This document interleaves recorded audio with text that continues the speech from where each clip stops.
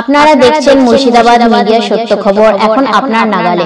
আমাদের channel subscribe করুন, দেখতে থাকুন, সঙ্গে থাকুন। জ্ঞানটাও নেই বা ওকে সাজিয়ে দিয়ে বলাচ্ছে। হ্যাঁ, শওকত মোল্লা যেমন বলে 2 ক্লাস পড়লে টাইটেল পাস করে যেত, কি বুঝলেন, পেট গরমের স্বপ্নের কথা। ওই রমধারে ইনাকে একদম জনাব হযরত মৌলানা ফিরাদ হাকিম সাহেব বলে দিলেন। মনটা এনাদের খুব খুশি হয়ে গেল। হ্যাঁ, যে মানুষটা শিবলিঙ্গে পুজো খেতে কাটছে, পুজো করছে, প্রসাদ খেচ্ছে, আমার এবারে দুর্গা পুজোতে, কালী পুজোতে যে দেখছেন কি করছে, কি বুঝলেন।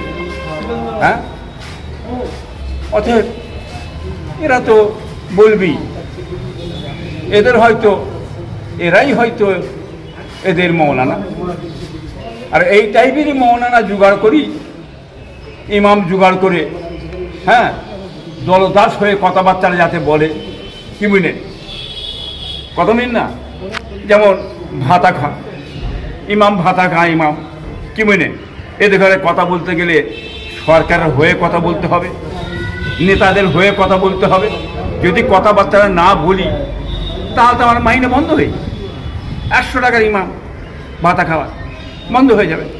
অতএব এরা হচ্ছে দলদাস, এদের কোনো অস্তিত্ব নেই। আর এই মাথায় টুপি দিয়ে আর এই সেজে ফিজে সন্ন্যতি মানে জামা পরিয়ে এরা এইসব কাজগুলো, টিএমসির নেতাগুলো এসব কাজগুলো করে বেড়াচ্ছে।